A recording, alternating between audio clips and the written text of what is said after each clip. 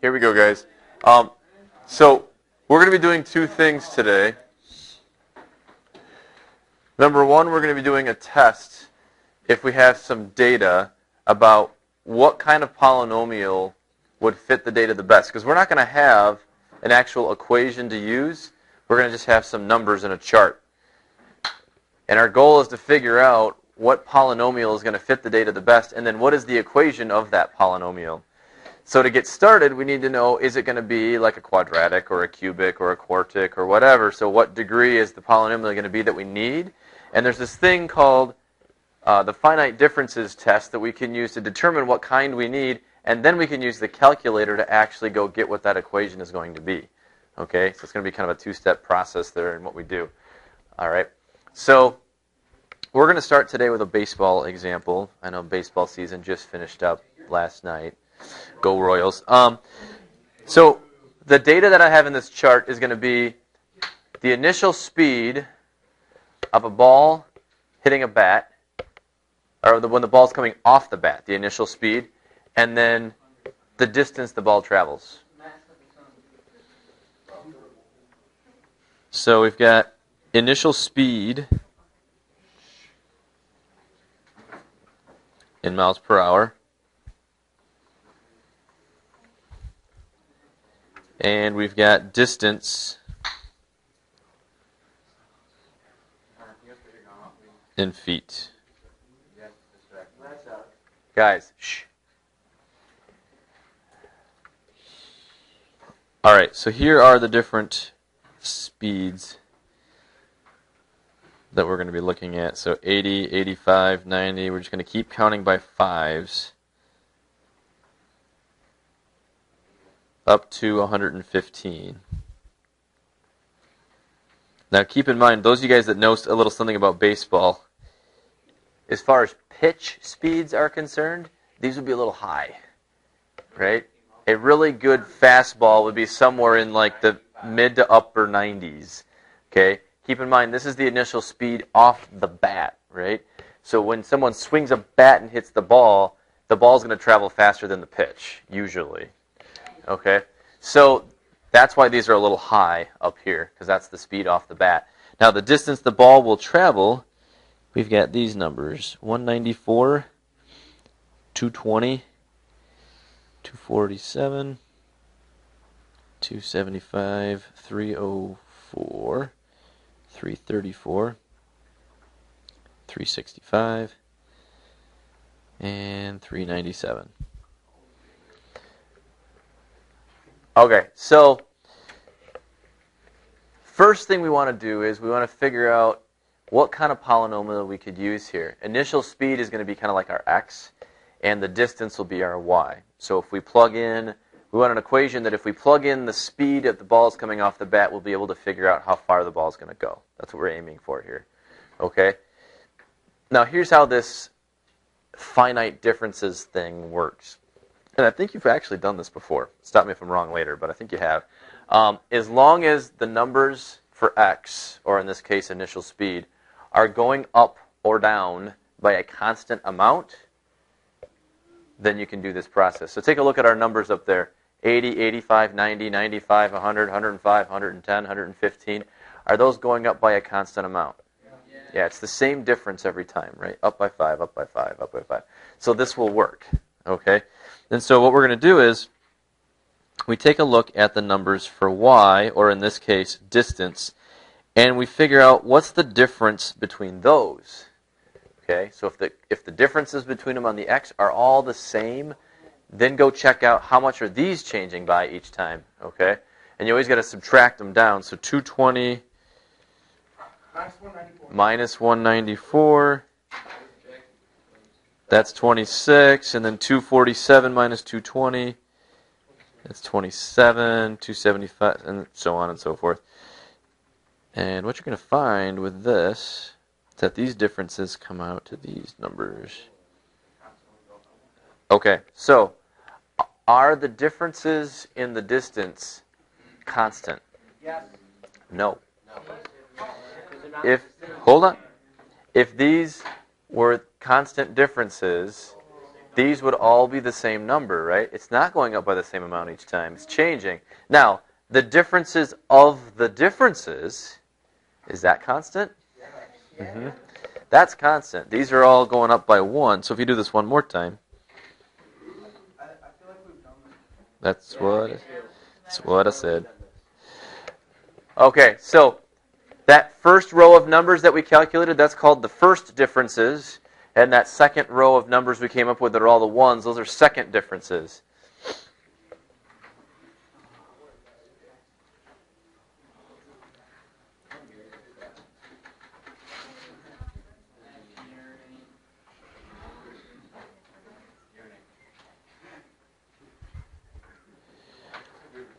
Okay, and if you don't come out to something where they're all constant, then you just continue this process until you do. But as soon as you get to a point where they're all the same, then you know what kind of polynomial you should have. Every time you do one of these, the degree goes up 1 of what it should be. So if the first differences came out to all be constant, then you'd have a line. If the second differences all come out to be the same, then you have a quadratic. If the third differences all come out to be the same, then you have a cubic. And the degree just keeps going up by 1 every time you have to do this again and again and again. Okay? So we have here with our baseball example a what? Quadratic. This is a quadratic.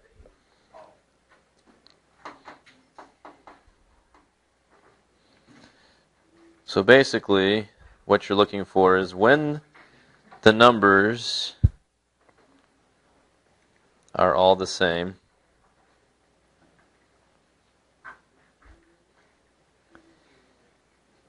that difference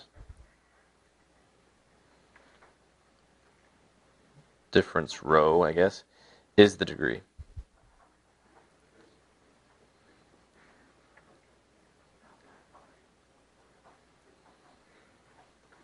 And in this case, the degree needs to be a 2. Okay, when all the numbers in a row are the same, that difference row is the degree. So this is 2. So we need to get a quadratic. So what we're going to do is we're going to run a quadratic regression. We've done a bit of this before with lines and actually with quadratics. So we're going to go into our calculators to do this part. Okay? So if you would, we're going to take these numbers from the original chart, not the differences, but the original numbers in the chart, and we're going to put them into our lists again. Because the second differences all came out to be the same number. They're all ones. So the second difference has to be the same number? If I had to go one more, then it would have been a cubic. One more after that, it would have been a quartic. So if the first difference are all the same, it would be linear? Mm-hmm. Yep. All right, so recall that when you're putting data in, you need to go into your, whoops, not that, stat.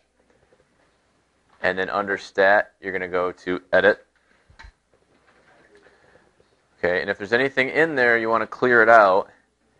So in this case, I've got some numbers in there. Remember, you go up to the top of each column, hit clear, and then enter. Don't hit delete, because then that's going to just wipe out the whole list altogether. Okay, so should be ready to roll. We got everything cleared out of there.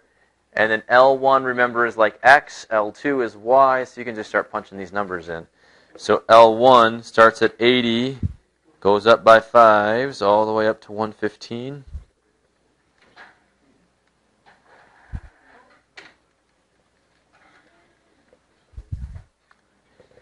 And then L2 should be all of the distances that we had in that chart to begin with.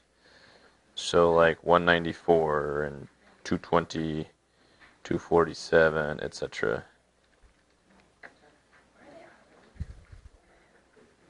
Where do you go to get that list? Hit stat and then edit. Yep.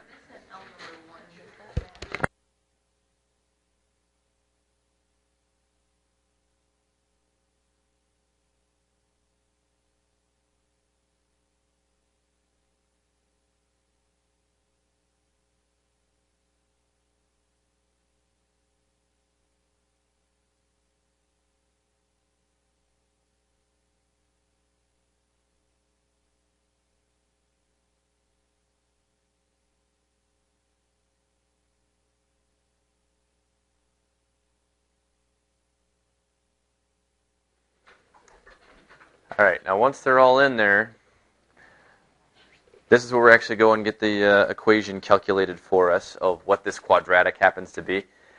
So if we go back to stat again, this time we want to go over to calc because we're going to calculate an equation. And take a look at 4, 5, 6, and 7. Okay? Right. So there's a linear regression if the first differences happen to come out constant. There's the quadratic regression if the second differences are constant, which we're going to do. And there's a cubic and a quartic. Unfortunately, that's as far as it goes, though. All right, so 5th degree, 6th degree, our calculators can't do that. They only go up to 4th degree. But that's pretty much all we need, though. So quadratic regression, we're going to run that. So hit enter on that one. As long as the numbers are all in your list where they're supposed to go, you hit enter one more time, and you should have the A, the B, and the C that you need for your quadratic. Okay? So since we have an equation, now we can write it down. Okay? So we're just going to copy down that quadratic with the A, the B, and the C put in there. So our quadratic regression is y equals 0.02 x squared plus 1.9x minus 86. That's what our calculator told us for that. So now that I have this equation for my baseball, I can ask some questions and use the equation to help me with that. So first question I'm going to ask you then, let's say the fastest you can hit a ball is, I heard it, 125 miles per hour. Yep, thanks. So I want you to calculate how far can you hit the ball.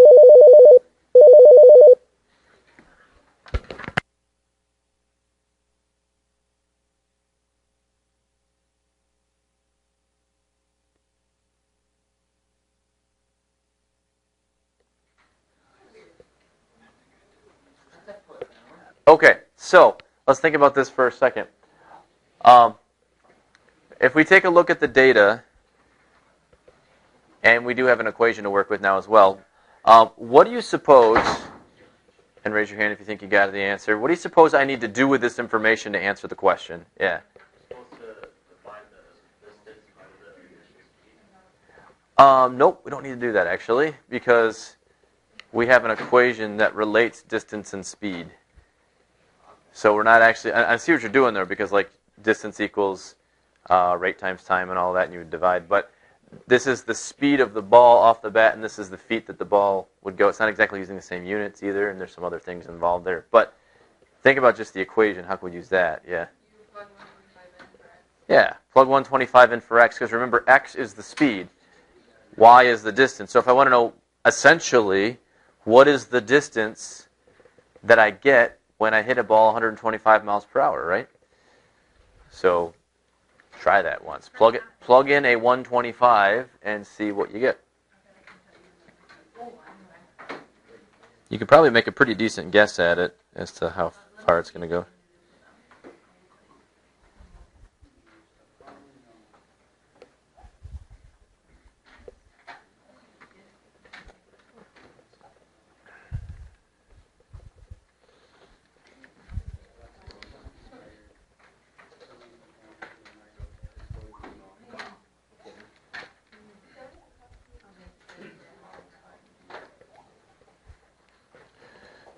All right, I got 464 feet. I got that right here. That was, well, I did use my calculator to add. Oh, all right. All right, so baseball players, is that pretty good? That's out of the park, dude. Whoa, it must be awesome. So this person can hit pretty well, apparently. All right, another question. I'm pretty impressed.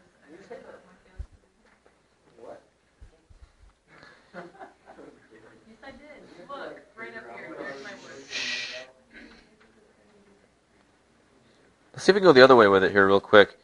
So I want to know, what is the speed of the ball when it was hit if it travels 300 feet? See if we can answer that.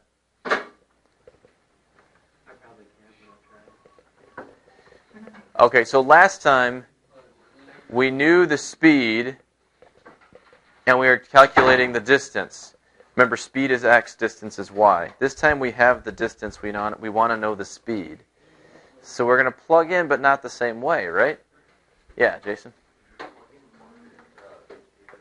Yeah, you plug the 300 in for the y, not the x. We've got to solve it for x. So 300 equals 0.02 x squared plus 1.9x minus 86. Okay, so this is where we get to use some of those methods we talked about before. Quadratic method. About solving quadratics, yeah. So we could have the completing the square, graphing the quadratic formula. Lots of different ways we can solve these things, okay? So I'm going to move this 300 to the other side so it looks the way we want to get going on that, but then let's see if we can figure out what might be a good method that we can use. So this would be minus 386.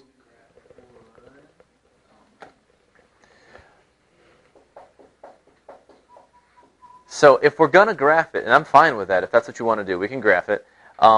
We need to know a little bit about how big the answer is going to be, okay? Because if we try to do a standard window here, it's probably not going to work out so well.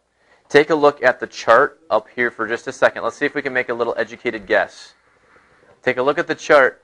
I just gave you a distance of 300. I want to know what's the initial speed. If you had to look at that chart and make a guess, somewhere between 95 and 100, probably closer to 100, right? So like 98, 99, somewhere in there maybe? Okay, so if I'd use a standard window to graph this thing, am I going to be able to see the answer? No way you are. It's somewhere close to 99, so probably not so much. So if I do the graph, as long as I make my window big enough, then okay, we can do that. Otherwise, I think the method we used second hour, we actually did the quadratic formula. That works too. But all right, so let's try it. Now, this equation, the equation we need to put in is going to be this one. Be careful you do the one that has the minus 386 and not the one that's the minus 86. This is the one down here that we're actually using. Okay, guys, please pay attention. Thank you. So let's type that in our y equals 0.02 x squared plus 1.9x minus 386.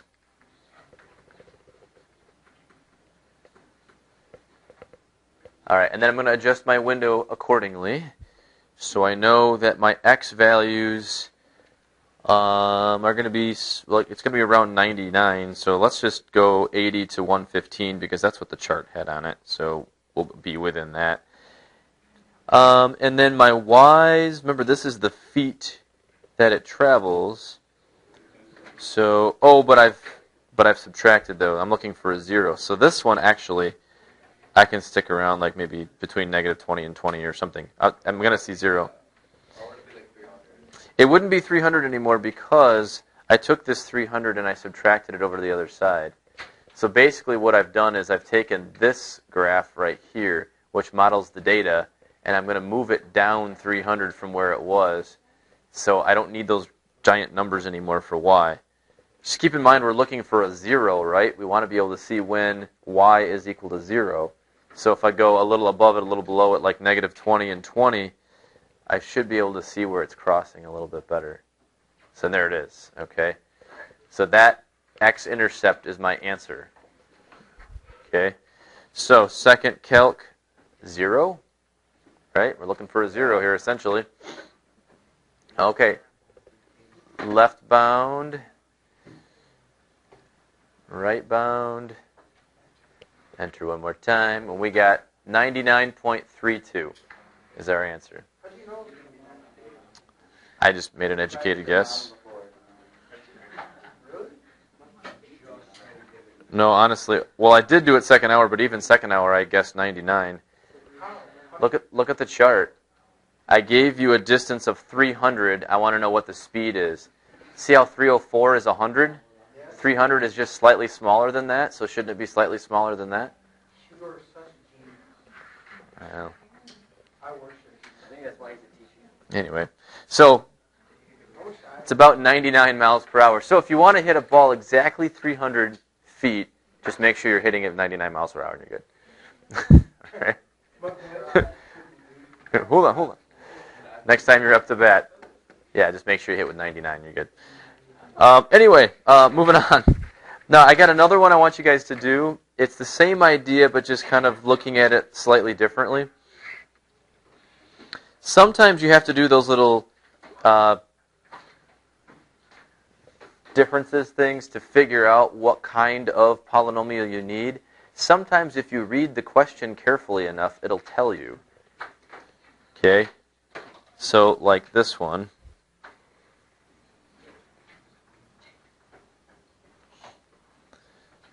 So we're going to write the equation of a cubic function.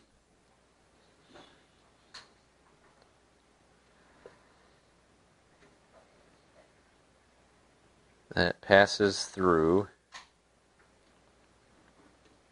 the points -3, 0, -2, 4, -1, 0, and 2, 0. So we got 4 points we want it to go through.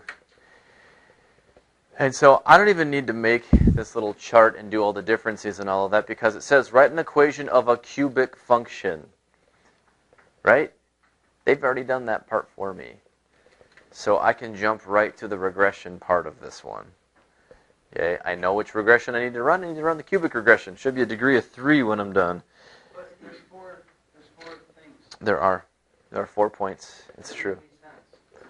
Well, you're thinking there should only be 3? How many points were there in this one? Yeah, and it came out quadratic.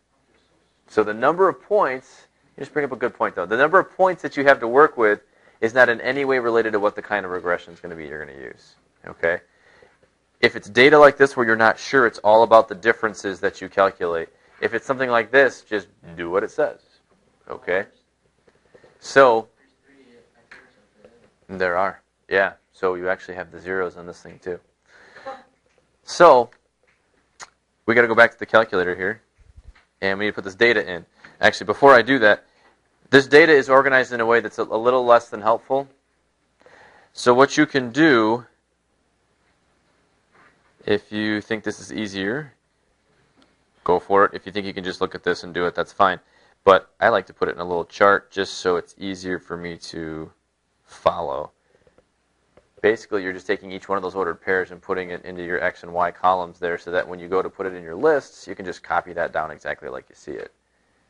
And then you're ready to go. Okay? So back on the calculator, go ahead and clear out what you had from the last example, and let's enter this data in instead. Okay?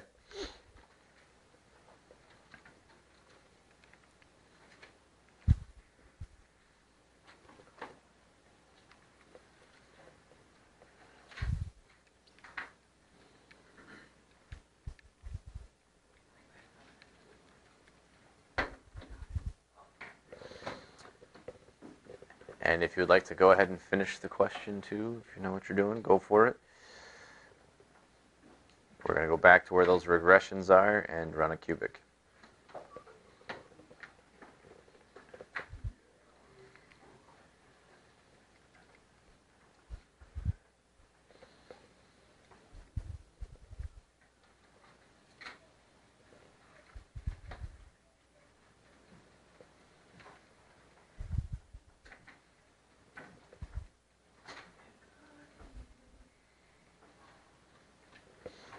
And it should be that cubic. Question, Tyler? Yes? Question? If you... Okay, so let's go back for both you guys. Let's double check something. So when you have your numbers in your list, does it look like that? Oh, I forgot the force. I'm so So it looks exactly like that? Okay. So then, You want to go back to stat, over to calc, and then number 6, the cubic regression?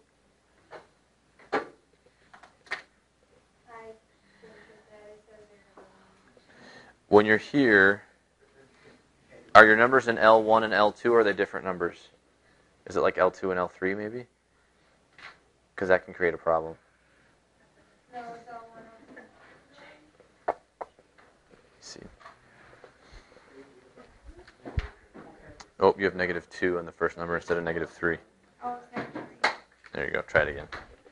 Because it can't do 2 of the same point for some reason. Or actually, you've got, 2 points right on top of each other, then it won't be able to do that.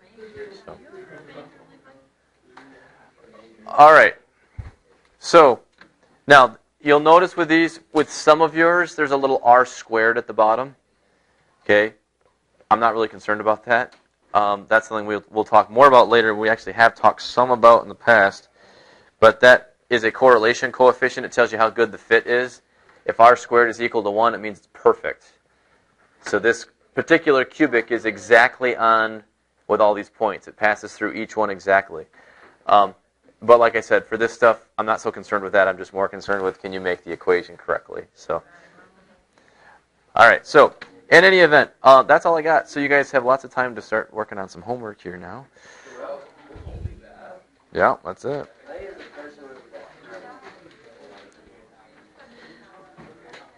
All right. So it starts on page 223. We're going to go 1, 2, 3 to 13 odd, and 16 to 18 all. I don't believe so.